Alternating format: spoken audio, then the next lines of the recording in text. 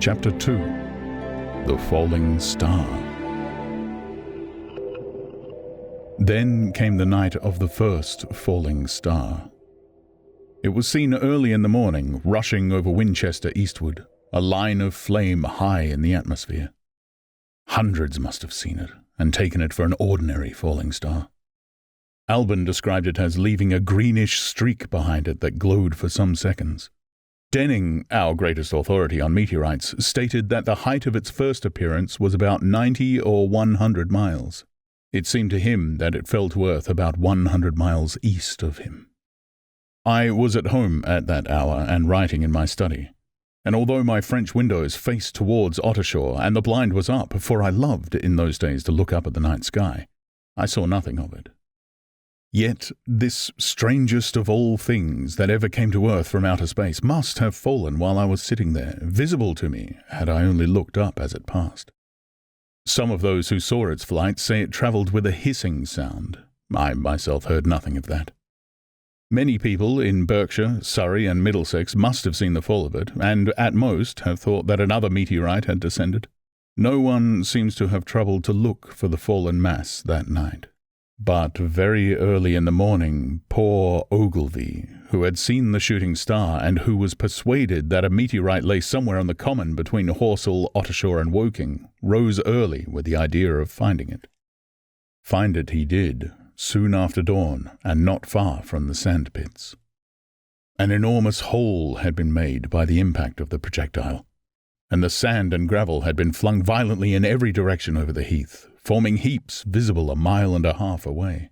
The heather was on fire eastward, and a thin blue smoke rose against the dawn. The thing itself lay almost entirely buried in sand, amidst the scattered splinters of a fir tree it had shivered to fragments in its descent. The uncovered part had the appearance of a huge cylinder, caked over and its outline softened by a thin, scaly, dun-coloured incrustation. It had a diameter of about 30 yards. He approached the mass, surprised at the size and more so at the shape, since most meteorites are rounded more or less completely.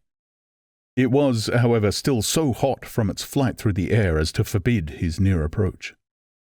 A stirring noise within its cylinder he ascribed to the unequal cooling of its surface, for at that time it had not occurred to him that it might be hollow. He remained standing at the edge of the pit that the thing had made for itself, staring at its strange appearance, astonished chiefly at its unusual shape and colour, and dimly perceiving even then some evidence of design in its arrival. The early morning was wonderfully still, and the sun, just clearing the pine trees towards Weybridge, was already warm. He did not remember hearing any birds that morning. There was certainly no breeze stirring, and the only sounds were the faint movements from within the cindery cylinder. He was all alone on the common. Then suddenly he noticed with a start that some of the grey clinker, the ashy incrustation that covered the meteorite, was falling off the circular edge of the end. It was dropping off in flakes and raining down upon the sand. A large piece suddenly came off and fell with a sharp noise that brought his heart into his mouth. For a moment he scarcely realized what this meant, and although the heat was excessive, he clambered down into the pit close to the bulk to see the thing more clearly. He fancied even then that the cooling of the body might account for this, but what disturbed that idea was the fact that the ash was falling only from the end of the cylinder. And then he perceived that very slowly the circular top of the cylinder was rotating on its body. It was such a gradual movement that he discovered it only through noticing that a black mark that had been near him 5 minutes ago was now at the other side of the circumference.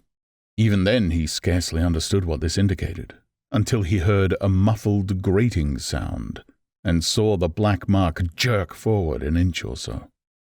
Then the thing came upon him in a flash.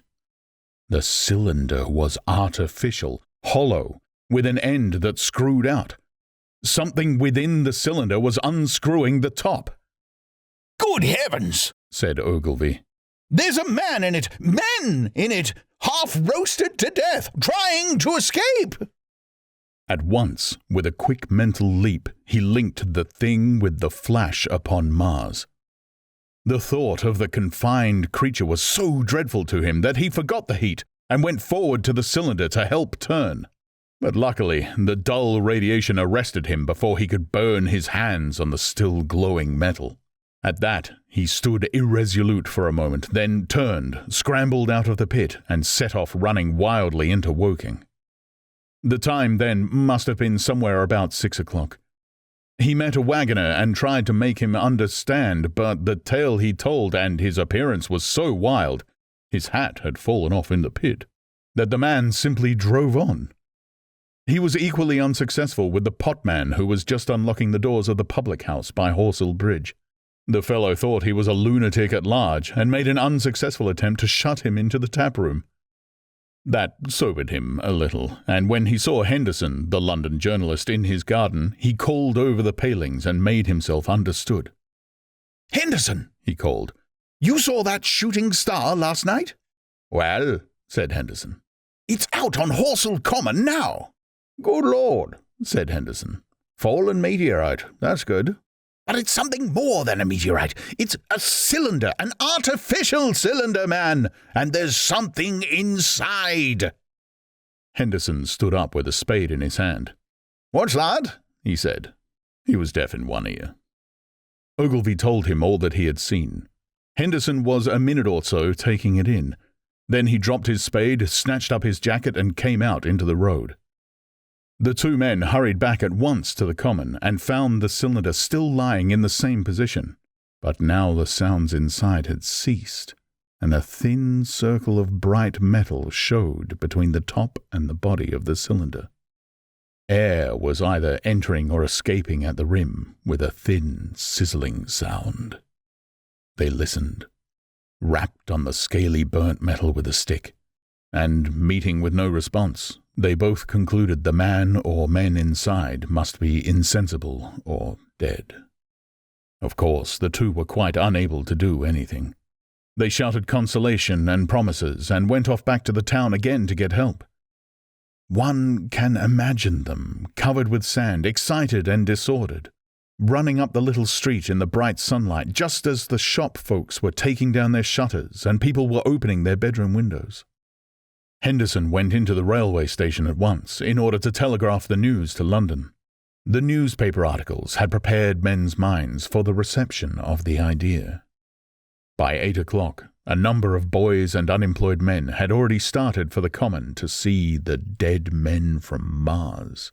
That was the form the story took. I heard of it first from my newspaper boy about 8:45 when I went out to get my daily chronicle. I was, naturally, startled, and lost no time in going out and across the Ottershaw Bridge to the sand pits.